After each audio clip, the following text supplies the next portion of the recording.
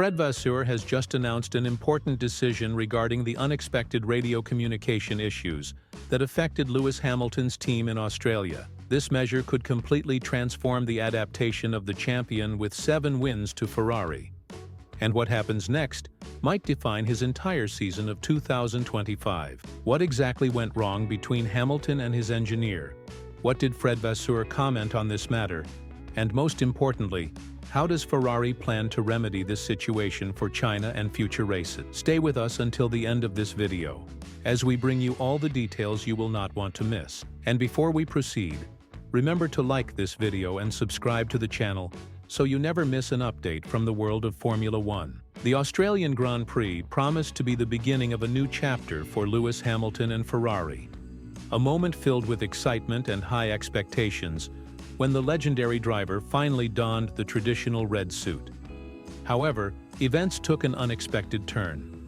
The race turned into a frustrating episode, marked by uncertain weather conditions, complex strategic decisions, and, most importantly, a tense and chaotic radio exchange between Hamilton and his new track engineer Riccardo Adami. Throughout the race, Hamilton's frustration with the communication from the pit wall became evident. On several occasions, he asked his engineer to give him space, indicating that the amount of information was overwhelming. This behavior stood in stark contrast to what he experienced at Mercedes, where he spent more than a decade working with an engineering team that understood his preferences almost instinctively. After the race, Ferrari team director Fred Vasseur addressed the issue head-on, acknowledging that the radio communications were far from efficient. He stated that the flow of information between the pit wall and Hamilton was not adequate, especially during critical moments when strategic decisions needed to be made. One of the most crucial moments occurred when Ferrari delayed Hamilton's pit stop for the change to intermediate tires, a decision that resulted in the driver losing several positions. Could this have been merely a miscalculation, or did the confusion in communication contribute to this costly error? Fred Vasseur was categorical in stating that he does not see this problem as permanent, but rather as part of the adaptation process while Hamilton and his new track engineer adjust to working together. According to Vasseur, this was the first race in which communication between the pit wall and the car was truly put to the test, emphasizing that Ferrari will take the necessary measures to improve this aspect. He stressed that it is essential to find a more efficient way to communicate and that lessons will be learned from this initial encounter. So this does not represent an insurmountable problem for Hamilton. Communication with his track engineer is one of the most critical elements for Hamilton's performance. At Mercedes, he had an almost telepathic connection with Peter Bonington, his longtime engineer, who knew exactly when to transmit essential information and when to let the driver focus solely on driving. Now at Ferrari, that rapport still needs to be built, a fact that became evident in Australia. Ferrari's working method is fundamentally different from that of Mercedes. Ferrari engineers tend to be more meticulous and detailed, which can lead to an overload of information. In contrast, Hamilton excels in environments characterized by clarity and objectivity. This difference in approach could become a decisive factor in his performance this season, unless Ferrari manages to resolve the issue quickly. Fred Vasseur and the engineering team acknowledged that the radio issues in Australia were not a mere misunderstanding, but a fundamental divergence in communication styles between the driver and the team. Therefore, Ferrari is developing a structured strategy to enhance communication protocols during races, ensuring that Hamilton receives information in a way that boosts his performance without distracting him. One of the main changes will be to reduce non-essential updates during the most intense moment. In Australia, Hamilton expressed irritation at receiving an excessive amount of information from Riccardo Adami, especially when he was focused on dealing with the volatile track conditions. The team is now carefully analyzing the timing and manner of transmitting information, ensuring that Hamilton receives only what is strictly necessary during overtaking, periods of tire degradation, and strategic decisions under high pressure.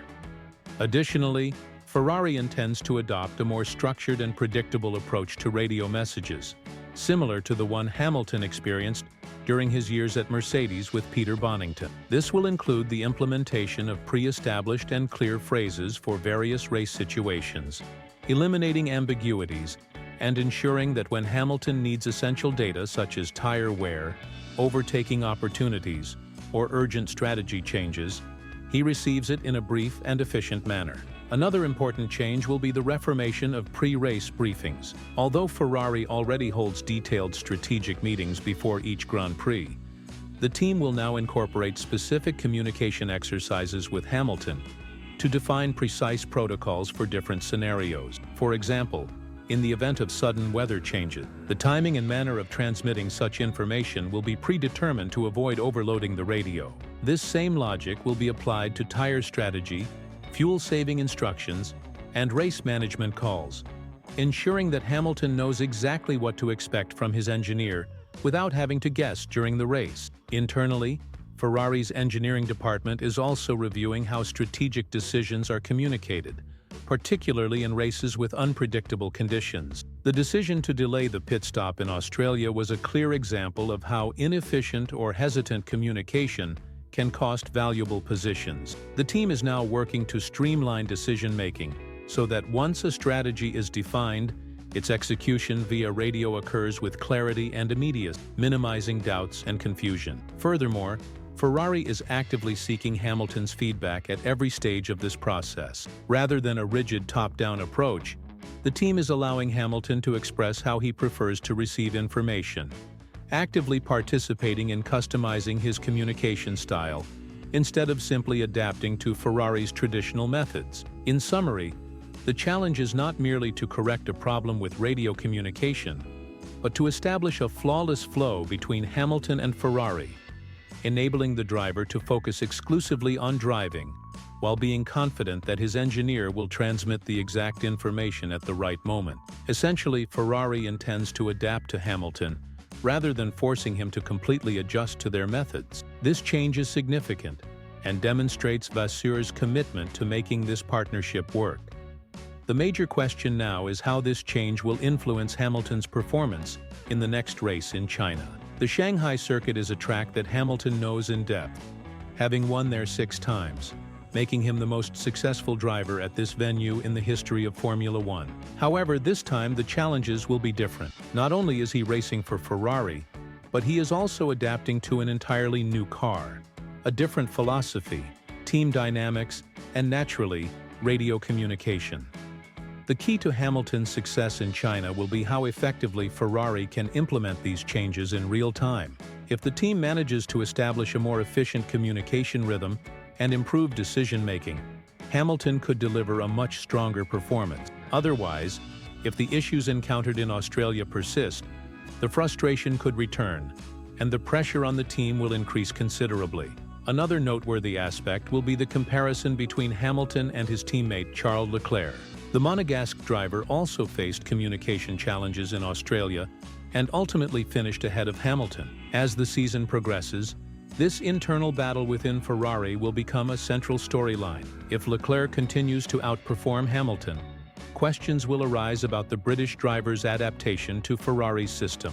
However, if the team manages to resolve the radio issues and optimize race strategy, Hamilton will have the opportunity to quickly reverse the situation, proving that he remains a driver with championship potential, even in a new environment. What unfolds in China will be decisive in Hamilton's journey at Ferrari. If communication improves and the car delivers a strong performance, this could be the turning point that sets the pace for the remainder of the season. But if the challenges of Australia resurface, doubts and frustrations will only intensify. And what do you think? Will Ferrari manage to resolve Hamilton's communication difficulties in time for China? Or will this be an ongoing problem that continues to cost valuable positions? Let us know your thoughts in the comments, and if you enjoyed this video, do not forget to like and subscribe to the channel to stay updated on everything happening in the world of Formula One. Soon, we will bring more analyses, updates, and hot behind-the-scenes news.